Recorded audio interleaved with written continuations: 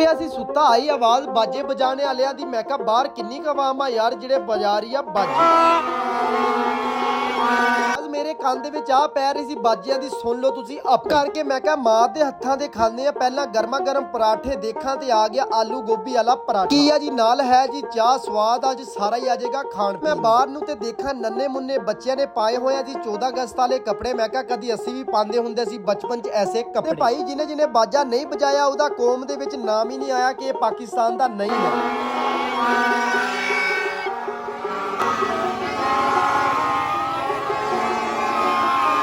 ਭਾਈ ਵੀ ਫੁੱਲ ਜੋਸ਼ ਚ ਆਇਆ ਹੋਇਆ ਸੀ ਕਿ ਮੈਂ ਪਾਕਿਸਤਾਨ ਦੇ ਵਿੱਚ ਲਾਏ ਹੋਏ ਆ ਜੀ ਝੂਲੇ। ਤੋਂ ਲੈ ਕੇ ਸ਼ਾਮ ਹੋ ਗਈ ਲੇਕਿਨ ਨੰਨੇ ਮੁੰਨੇ ਬੱਚੇ ਬਜਾਣ ਲੱਗੇ ਹੋਏ ਆ ਹਜੇ ਵੀ ਬਾਜੀ। ਫੈਸਲਾ ਕਰ ਲਿਆ ਕਿ ਭਾਈ ਪਿੰਡ ਨਹੀਂ ਰਹਿਣਾ, ਹੁਣ ਚੱਲਦੇ ਆ ਸਬਜ਼ ਰਿਆਲੀ ਵਾਲ। ਉੱਧਰ ਥੋੜਾ ਜਿਹਾ ਹੋਣਾ ਮਿੱਤਰੋ ਕਾਰੀ ਭਾਈ ਦੇ ਡੇਰੇ ਆ ਗਏ ਆ। ਚਾਚਾ ਦੇਖਾਂ ਦੇ ਸੂਟੇ ਖਿੱਚ ਰਹੇ ਆ। ਪਿੰਡ ਦਾ ਹੋਈ ਆਪਾਂ ਇੱਥੇ ਸਕੂਨ ਆ। ਫਿਰ ਵੀ ਭਾਈ ਇੱਥੇ ਹਵਾ ਨਹੀਂ ਅੱਜ ਚੱਲ ਰਹੀ ਲੇਕਿਨ ਹੈਗਾ ਸਕੂਨ। ਭਾਈ ਦੇਖਾਂ ਤੇ ਮੱਝ ਦਾ ਖਾਲਸ ਦੁੱਧ ਚੋ ਕੇ ਪਾਣ ਲੱਗਿਆ ਹੋਇਆ ਜੀ ਕਹਿਣ ਦੇ ਵਿੱਚ। ਕਿਆ ਬਾਤ ਆ ਕਾਰੀ ਭਾਈ ਤੇਰੀ। ਆਏ ਤਿਆਰ ਹੋਇਆ ਜਾਤਾਂ ਵਾਲੇ ਤਿਆਰ ਭਾਈ ਕਿੱਦਣ ਚੱਲੇ ਆ ਭਾਈ ਜੀ? ਬਸ ਸ਼ਹਿਰ ਚੱਲਾਂ ਸ਼ਹਿਰ। ਮੈਂ ਕਿਹਾ ਹੱਥ ਮੂੰਹ ਧੋ ਲਈਏ, 14 ਅਗਸਤ ਆ ਯਾਰ। 14 ਅਗਸਤ ਨੂੰ ਤੈਨੂੰ ਪਤਾ ਹੈ 14 ਅਗਸਤ ਆ। ਤੁਸੀਂ ਹੱਥ ਪੈਰ ਮੂੰਹ ਤੋਂ ਧੋ ਕੇ ਆਇਓ, ਚਲੀਏ ਸ਼ਹਿਰ। ਆਪਾਂ ਭਾਈ ਇੱਥੇ ਬਹਿ ਗਏ, ਕਾਰੀ ਸਾਹਿਬ ਲੱਗੇ ਹੋਏ ਆ ਮੋਬਾਈਲ ਨੂੰ। ਭਾਈ ਜੀ ਜਦੋਂ ਸਕੂਟਰ ਤੇ ਬਈਦਾ ਨਾ ਮੋਬਾਈਲ ਨਹੀਂ ਯੂਜ਼ ਕਰੀਦਾ ਕਾਰੀ ਭਾਈ।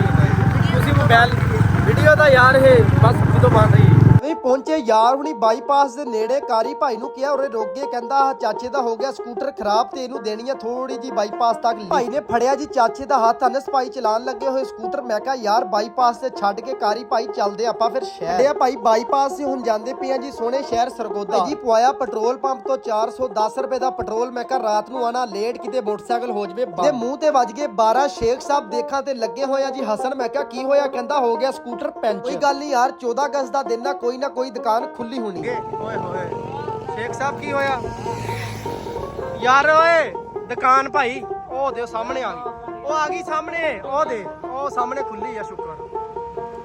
ਪਹਿਲੇ ਨੰਬਰ ਤੇ ਸਕੂਟਰ ਨੂੰ ਸਿੱਧਾ ਕਰਕੇ ਲਾਇਆ। ਮੈਂ ਕਿਹਾ ਉਸਤਾਦ ਜੀ ਜਲਦੀ ਜਲਦੀ ਲਾ ਦਿਓ ਪੈਂਚਰ, ਅਸੀਂ ਜਾ ਕੇ ਦੇਖਣੀ ਹੈ ਸੋਹਣੇ ਸ਼ਹਿਰ ਸਰਗੋਦਾ। ਯਾਰ ਐਡਾ ਵੱਡਾ ਬਾਂਸ ਤੇ ਝੰਡਾ ਵੀ ਚੰਗਾ ਵੱਡਾ ਹੋਣਾ, ਜਿਵੇਂ ਉੱਤੇ ਨੂੰ ਨਜ਼ਰ ਪਈ ਤੇ ਝੰਡਾ ਬਿਲਕੁਲ ਛੋਟਾ ਜੀ। ਸੋਹਣੇ ਸ਼ਹਿਰ ਸਰਗੋਦਾ ਦਾ ਨਾਮ ਜਿੱਥੇ ਕਿ ਲੱਗਿਆ ਹੋਇਆ ਜੀ ਆਵਾਮ ਦਾ ਬਹੁਤ ਹੀ ਜ਼ਿਆਦਾ ਰਸ਼। ਨੰਬਰ ਤੇ ਤੁਹਾਨੂੰ ਦਿਖਾਵਾਂ ਤੇ mall of Sargodha Imtiaz mall check ਕਰੋ ਕਿਵੇਂ ਕਰਦਾ ਪਿਆ ਜੀ ਜਗ। ਨਹੀਂ ਜ਼ਿਆਦਾ ਗਰਮੀ ਸੀ, ਮੈਂ ਕਿਹਾ ਯਾਰ ਲੱਸੀ ਪੀ ਕੇ ਗੁਜ਼ਾਰਾ ਹੋਣਾ। ਆ ਗਏ ਜੀ ਮਲਾਈ ਵਾਲੀ ਲੱਸੀ। ਨਹੀਂ ਪੀਤੀ ਲੱਸੀ, ਯਕੀਨ ਕਰੋ ਠੰਡ ਪੈ ਗਈ ਕਲੇਜੇ ਤੱਕ, ਸਵਾਦ ਅੱਜ ਤਾਂ ਸਾਰਾ ਹੀ ਆ ਗਿਆ। ਮਿੱਤਰੋ ਇੱਕ ਤੋਂ ਬਾਅਦ ਇੱਕ ਨਿਕਲ ਰਹੀ ਸੀ ਯੂਨੀਵਰਸਿਟੀ ਰੋਡ ਤੇ। ਸਾਰੀ ਆਵਾਮ ਕਹਿੰਦੀ ਆ ਸਾਡੀ ਰੈਲੀ ਆ ਤੇ ਆ ਸਾਡੀ ਰੈਲੀ।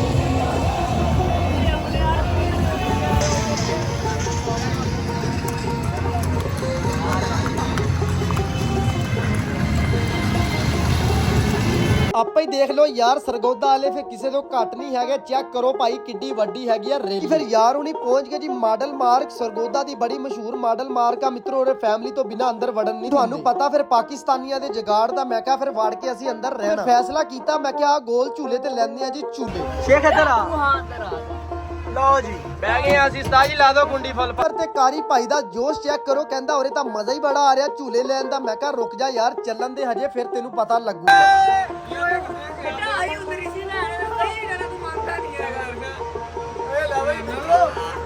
ਚਾਹੀਦੀ ਆਏ ਹੋਏ ਅੱਲੇ ਹੀ ਖੈਰ ਕਰੇ। ਕਾਰੀ ਭਾਈ ਡਰ ਰਿਹਾ, ਡਰ ਲੱਗ ਰਿਹਾ।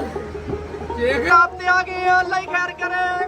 ਕਾਰੀ ਭਾਈ ਵਲੌਗ ਬਣਾਉਂਦੇ ਫਿਰਦੇ ਆਪਣਾ, ਕੀ ਬਾਤ ਆ। ਓਏ ਲੈ ਬਈ ਓਏ ਮਿੱਤਰੋ ਫੁੱਲ ਟਾਪ ਤੇ ਇਸ ਟਾਈਮ ਚੈੱਕ ਕਰੋ ਜੀ। ਆ ਯਾਰ ਜੀ ਸਾਡੇ ਸਰਗੋਦਾ ਦਾ ਜੀ ਮਾਡਲ ਮਾਰਕ ਚੈੱਕ ਕਰੋ ਵੀ। ਓਏ ਹੋਏ ਹੋਏ ਕੀ ਬਾਤਾਂ, ਰੌਣਕਾਂ ਲੱਗਦੀਆਂ ਜੀ।